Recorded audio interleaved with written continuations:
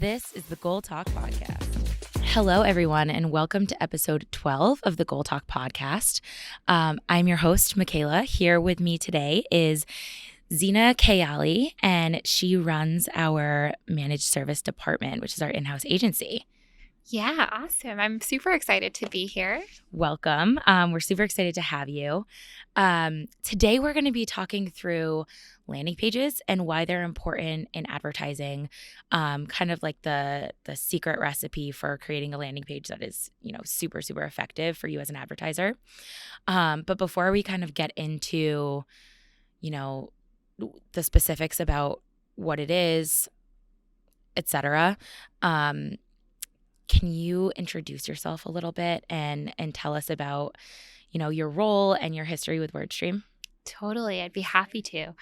So I'm a little bit of a WordStream grandma. I've been with WordStream for 7 years now. And I first started in 2013 on our customer success org. And I believe I was CS rep number 6 or 7. And it's really been interesting. So as I've progressed my career, I've worn a lot of different hats. Most recently, I've headed up our managed services group, which is, we're now at about 40 people. Oh, wow. Which is crazy. Yeah. To think like MS used to be like 3 to 4 people. And now we've kind of expanded quite a bit. And like you said, it's our in-house agency. And what's really cool is the digital landscape in general from 2013 has totally transformed. If you think about it, not to age myself or date myself, but when I first started at WordStream, I had a smartphone, but it was a BlackBerry. Yeah. So it wasn't fully an iPhone. Yeah. I didn't convert yet. I know Androids are also a thing, but I'm definitely more of an iPhone person. But it's totally changed. Yeah. It's crazy to think that especially around mobile experiences, which I know we'll talk about today. Yeah. It's crazy to think how much has changed in that time. Yeah, absolutely. And it's especially in the world of mobile, but even in the world of desktop and how people advertise and what advertising platforms are popular, the world of social has, I feel just exploded the way that we use advertising in general, and the ongoing creation of new social platforms and ways that platforms allow you to advertise and target people. Right. It's nuts. Not so good ways sometimes. Yeah, sometimes. But yeah, no, it's totally crazy. So not to put Larry Kim, who's our founder, on the spot, but in 2013, we had this big, at the time, our platform only supported Google. Yeah. And Facebook was kind of the new player in the online advertising space. Yep. And we had this huge infographic on our walls talking about the benefits of Google search over social. And it's totally funny because the landscape has totally shifted. And what we thought would be a small player in the online advertising space ended up being a giant. And sure enough, our platform not only supports Facebook, but it's one of our core platforms. So it's funny to think about the way social has changed and the how perception. Businesses adapt. Totally. Because for us, we were talking about how, search outperforms Google, search outperforms Facebook. Yeah. And how people should be prioritizing that. And now we're use them together. If you don't, you're not, you're not doing enough type thing. Yeah. Yeah. Awesome. So you've been here for 7 years? 7 years. Yeah. 7 years. Mm-hmm. Wow. Congratulations. Yeah, thank you. That's a very long time. And it also must be super, super cool to kind of stick with a company through a startup type company through being super small and kind of seeing it grow and seeing it adapt and bringing new people and kind of meeting people that have really started their careers and stuff like that. Yeah, it's been really interesting. I think one of the things that as you age with a company, I guess not to age myself, but one of the sort of most important things is to keep challenging yourself repeatedly. Mm-hmm. So, like I said, the world was totally different in 2013 than it is today. And in this landscape, that is pretty common. Businesses will see that over the course of 7 years, their market, their total addressable market might shift. What their clients need or want is going to shift over time. So making sure that you keep challenging yourself to stay adaptable and kind of keep up with that change of pace is super, super critical. And that's one of the things that I've found to be most valuable to me in my career. Yeah. Outside of, just the general great people like yourself that I've consistently been surrounded by at WordStream. Yeah. Yeah. And now you manage a team of 40. Mm-hmm. Have you always kind of known that you wanted to be a manager or like manage a team like that? Or is it kind of something that you've happily fell into? It is definitely something I've happily fallen into. So I had always thought that I would prefer to be an individual contributor, and management has been one of the greatest joys of my professional career, surprisingly. And it's so rewarding to see. There's something so much more rewarding about investing your time in someone else and watching them flourish and grow, and what you can do with a team.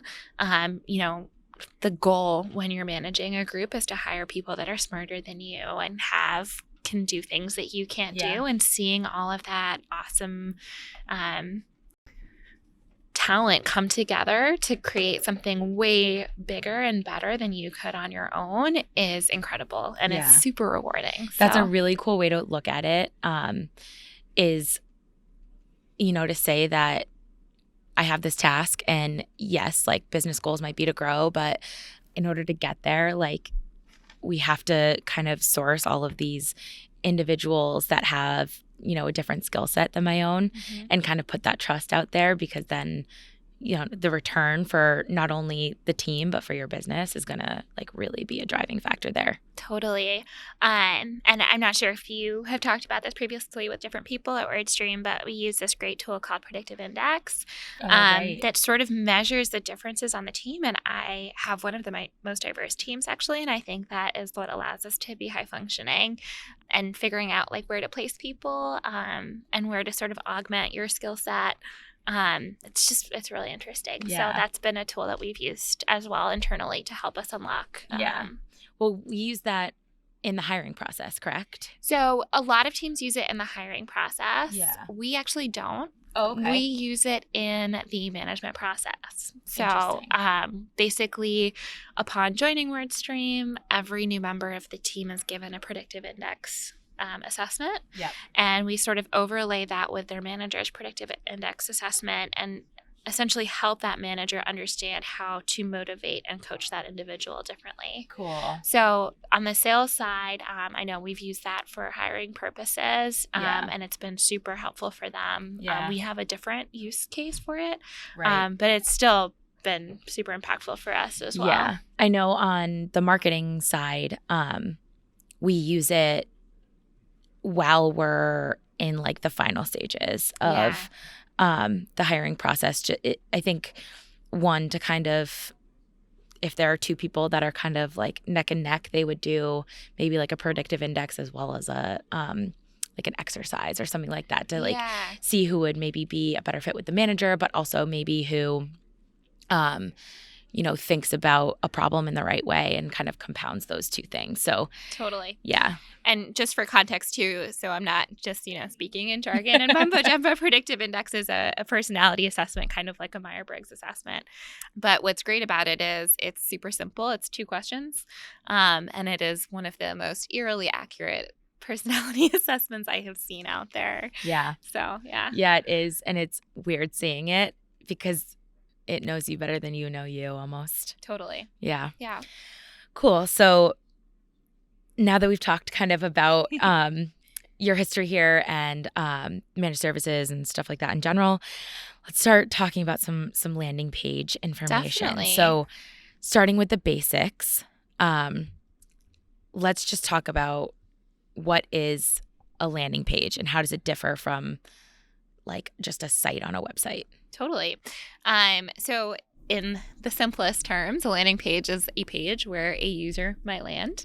And in our world, in the paid online advertising world, what we usually refer to when we're talking about landing pages is specifically where we're sending ad traffic to. So whether that's through Facebook ads or Google ads, it's essentially the page that a searcher or a user would arrive at after they click an ad.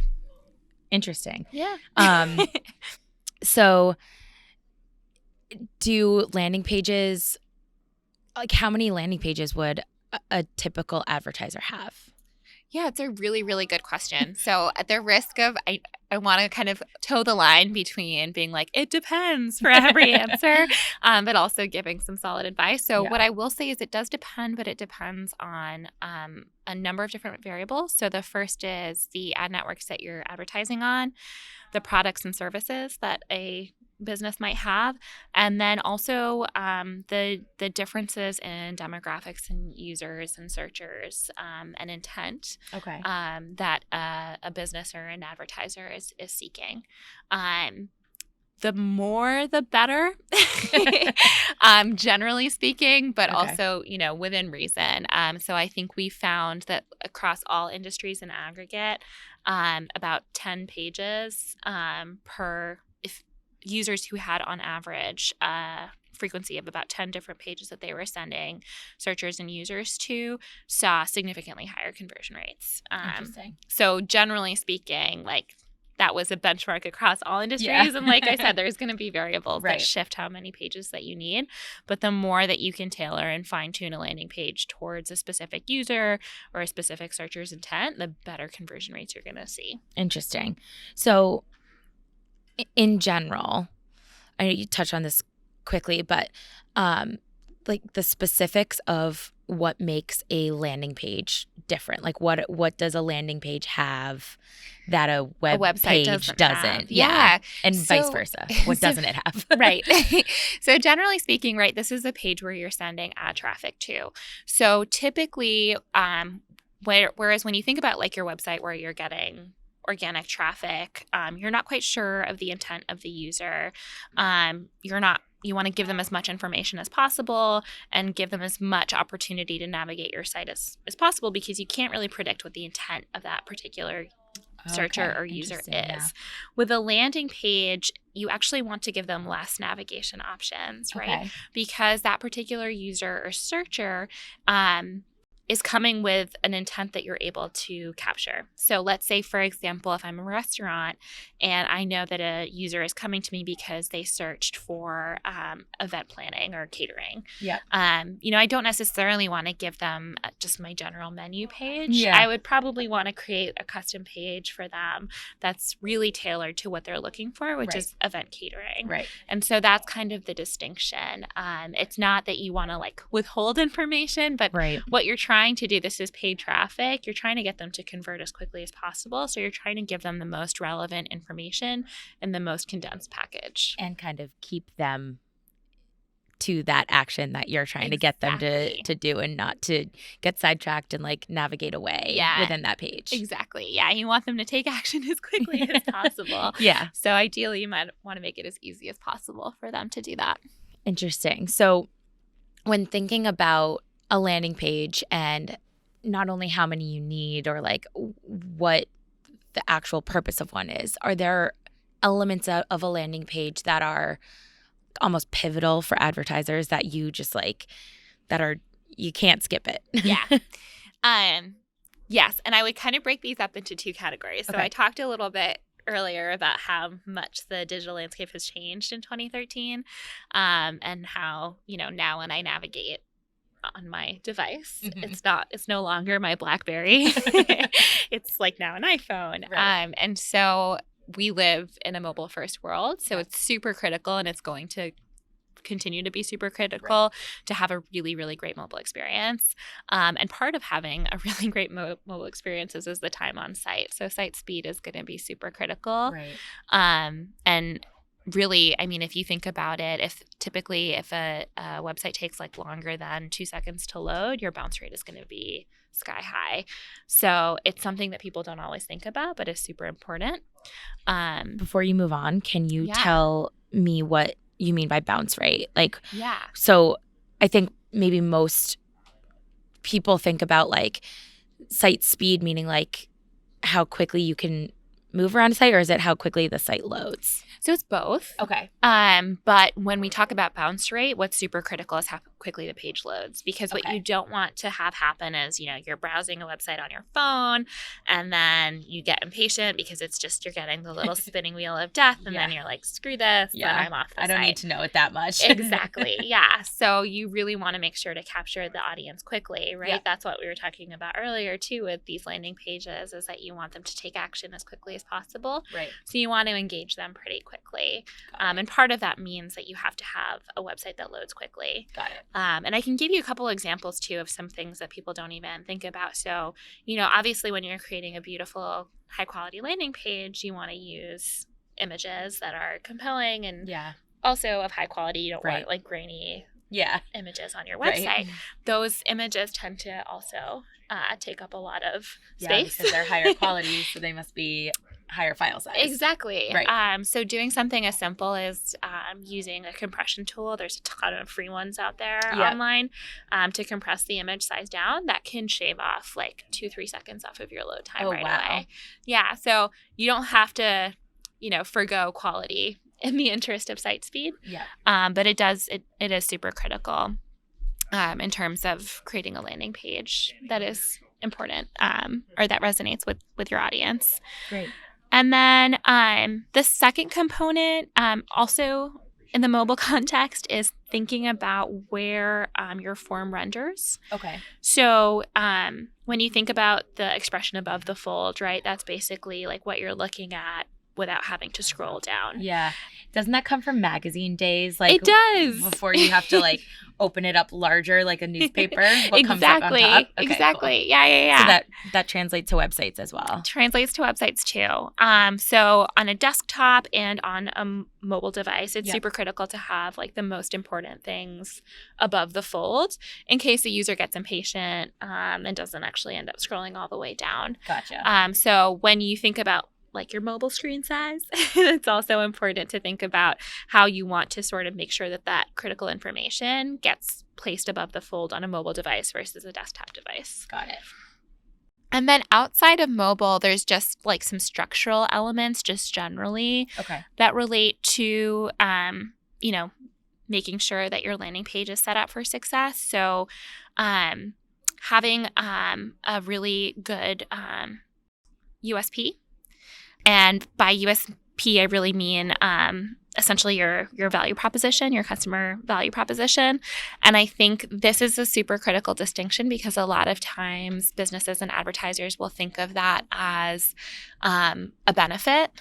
And so you'll see a lot of people have their value proposition really not necessarily corresponding to something that's unique about their business. They'll talk about their value proposition as something that is a benefit of their business, which is still super critical, but not necessarily a unique selling proposition or a value proposition that is going to be really compelling. Yeah. So I think making sure that information is above the fold and making sure that you have a really good USP is also something that all businesses should take some time and thinking about, what makes us different from our competition. And basically telling your prospects why they can't afford to not go with you. Exactly. Right. Yeah. Okay.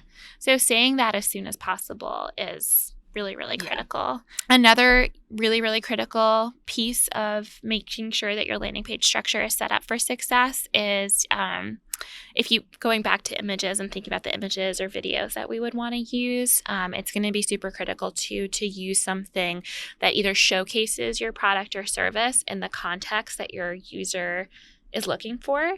So if you think about using that same catering example. Yep. If I'm a restaurant and I am targeting a user who's searching for catering services, the landing page image that I want to use when they arrive on my site is not going to be, a family of 4 dining. Yeah. It's going to be an event. Correspond. Yeah. Yeah. And so that context matters too. So making sure that you have that sort of what the industry refers to as like a hero image or video is going to be super critical as well. Hero meaning like the most prominent image of the site. Is that what hero means? Or your product or service being championed. Okay. Got it. Yeah. Got it. Yeah. Okay. Perfect. So we've got the custom or like the unique selling proposition. Is that what USP is? Yeah. Mm-hmm. Okay, got it. The hero image. Yep. Anything else? Yes, definitely. Okay. So, Sorry. Still, I guess 3 more things that I would say are super critical. Okay. So the next kind of critical component that we want to talk through is having a some sort of social proof on the site. And by social proof, it could be reviews. So you can see sometimes there's little widgets that you can include on your landing page that are aggregators of reviews that you are already generating, either through Google reviews or any other sort of review aggregator. If you're a restaurant, Zagat, any sort of social proof that shows that you're reputable. Yep. I'm obviously hungry. I keep talking about food examples. Well, it's almost dinner time, know, so. Right? But yeah, so any sort of review aggregator, if you don't have enough reviews aggregated, obviously you have to have like a critical mass of users to get that sort of social proof. Testimonials are great. We have them on our website too. I know WordStream uses a lot of testimonials and case studies and things like that. Yeah. So something that builds trust, is going to be really, really critical. For sure. And then finally, not to put this last because it's probably the most important, is making sure that whatever the conversion goal is, whether it's a purchase or a form fill, having that be super prominent, super easy to complete and take action on is also going to be super critical to a landing page structure. So your call to action or your CTA, meaning like buy now or, get more information or like whether, so I know your conversion action can be a multitude of different things based on your specific goals. But if you have a landing page, could it actually be, a purchase that's completed on that page or like a button that says call now or like I'm trying to think of specific examples of what that conversion action could be. So if you're a lead gen business, most likely it's going to be a form fill. So again, that restaurant example, if you are someone looking for catering services, it's probably going to be a form fill to get a quote or an inquiry. Sometimes if you have a checkout process built into your restaurant, then you can take that action right on the page and actually book the specific order that you want. Right. So you basically want to make that process as easy as possible. Got it. To try to capture as much information if you're a lead gen business or an actual sale if you're a e-commerce store. Yeah. So it seems like a lot of factors for, being successful with a landing page. There are some mobile specific ones and then like just in general, a lot of things to keep in mind when thinking about building a really meaningful and efficient landing page. How can people go about building their first landing page? You mean like should they learn how to code and like figure out how to become a web developer overnight? Exactly. So no, not necessary. There's a ton of tools out there that can help you with this. So I think most businesses, if you have an existing website today, in some form or fashion, you're probably using a tool like Squarespace or Wix, which allows you to actually create landing pages that are specific for paid traffic. So most of those tools have some sort of feature that you can use to create landing pages en masse for paid online advertising purposes. And then if you have if you're looking for a tool specifically for that purpose, there are some great ones out there. Unbounce is one that is fantastic. And WordStream's conversion toolkit also is one that you can use. One caveat that I will say there with landing page optimization, a lot of times this is kind of jargony, but you'll hear about it referred to in the industry as conversion rate optimization, which is kind of confusing because there's different things that go into controlling your conversion rates if you think about online advertising. But that is also if you're looking for a specific tool designed to help you with paid traffic and designed to help you build landing pages that are optimized for paid traffic, looking up conversion rate optimization, you might have better success finding tools that would help meet that need. So once advertisers have landing pages, are there ways that advertisers should think about using these specific landing pages alongside their different paid campaigns, whether it's Facebook or Google, just like social versus search? Yeah, totally. So it's a good question. And I would say I would define it less by ad network and more by audience. Okay. And so if you think about it just by virtue of the fact that social is kind of the intent that you're targeting is a little bit different versus on the search side with Google and Bing, you're targeting a specific user who has a specific need that they're looking for. On social, you're targeting, it could be demographics, it could be lookalike audiences, it could be remarketing audiences, but it's someone who's kind of perusing. It's more of a display activity, looking through their social media. And so it's a different level of intent. Right. And so the way that you want to think about it is if, the example that I originally gave, right, you have someone searching for a specific product or service. So I'm going to create a landing page that showcases that specific product or service in the context of that specific product or service. On the social side, I might not always have the cues that I need to make the determination of what context matters to them. Right. And so that's where, I might have to do a little bit of testing to see what resonates with that particular audience and identify, okay, this context for this demographic makes the most sense. This context for this audience makes the most sense. And what specifically would you test? Could that be anything from like images to the language in your CTAs to your copy on your landing page? Yeah, it could be the images, the CTA that I'm running, the down to the case study and testimonial that I'm running. So I'll give you another example. Our managed services group recently switched reporting vendors. And the reporting vendor that we went to had a bunch of different use cases, one of which was a sort of agency reporting model. So they had tons of other clients that used their reporting tool for different purposes. Mm-hmm. And so the way that they eventually hooked my interest, so to speak, right, was obviously through once you work in this world, you always know when you're being remarketed to, but a remarketing ad and page that had my specific use case. So they must have had a user list that was large enough in the agency space to be able to direct me to a landing page that was all about the use case of using their particular tool, their reporting tool for an agency. So it was almost personalized. Yeah, and it's creepy, right? Like, but it works. Yeah. So I think that's really what sort of drives the difference in the landing page. It's not that one works better on Facebook or one works better on Google. It's really just like, what's the audience that I'm reaching, and how can I create a page that's personalized to this particular user or searcher? Yeah, and I think in that case, that example that you used, you were already kind of in the consideration phase, and you were kind of thinking about, what solution is going to be right for me. And then when you saw the ad, you no longer had to do any more research. You no longer had to like look anywhere else because they exactly answered the question that you had. Exactly.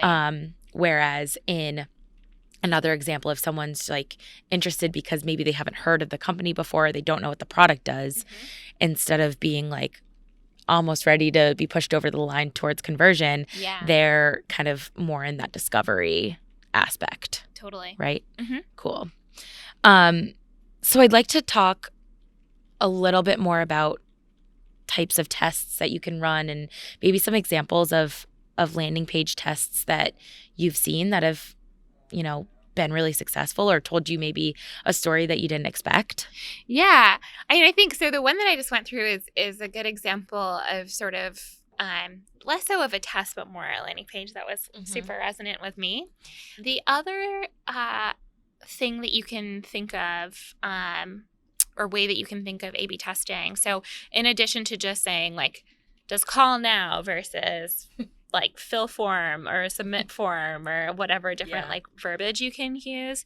A lot of times, a lot of businesses have this kind of same struggle. And I think WordStream kind of struggles with this sometimes as well, where we have a ton of benefits and each benefit appeals to a different person differently.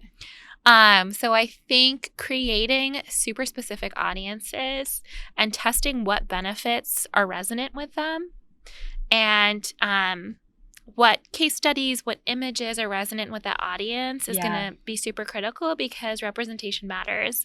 So I can give you another example without going too much into specific customer detail. Yeah. So I'll protect the privacy of our customers. Of course. But we had an advertiser in particular who was looking to target Uber drivers.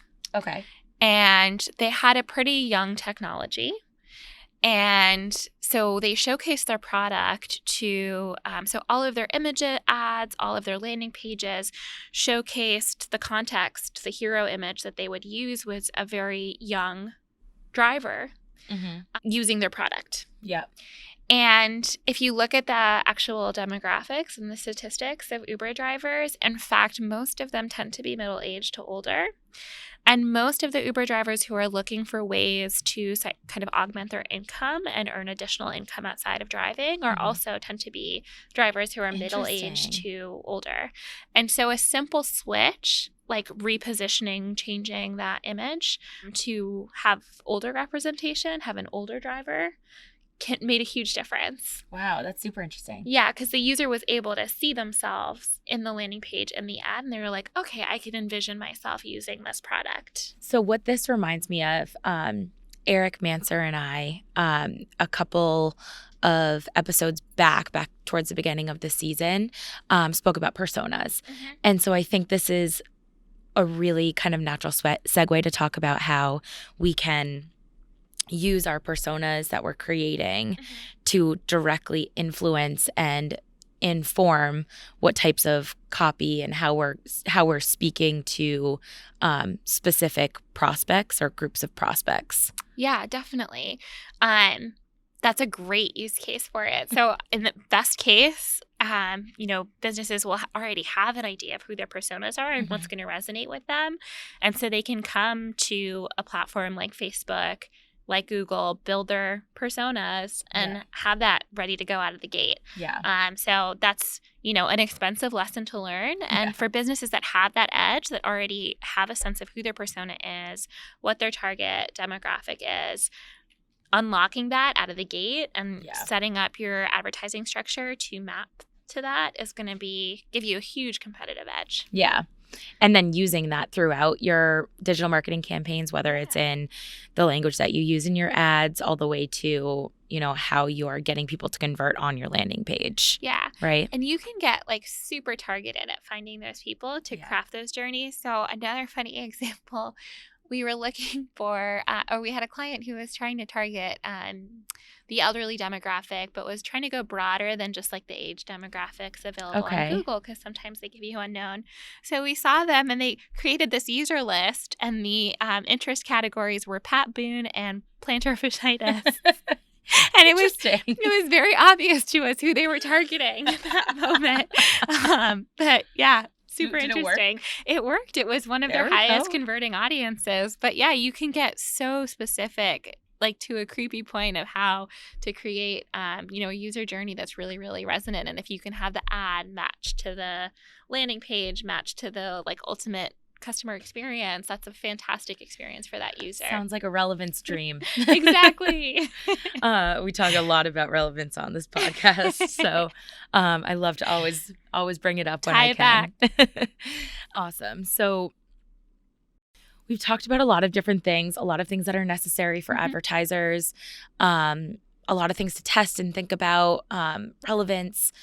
Is there any major takeaway or key point you think that all small business advertisers that are trying to create their first landing pages for their campaigns should know or just keep in mind? Yeah.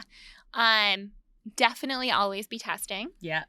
And always be testing smartly. Okay. So one of the things that I don't want listeners to take away from this is to go and create 30 different landing pages with a million different variables that aren't going to pull in enough data to support one winning over the other.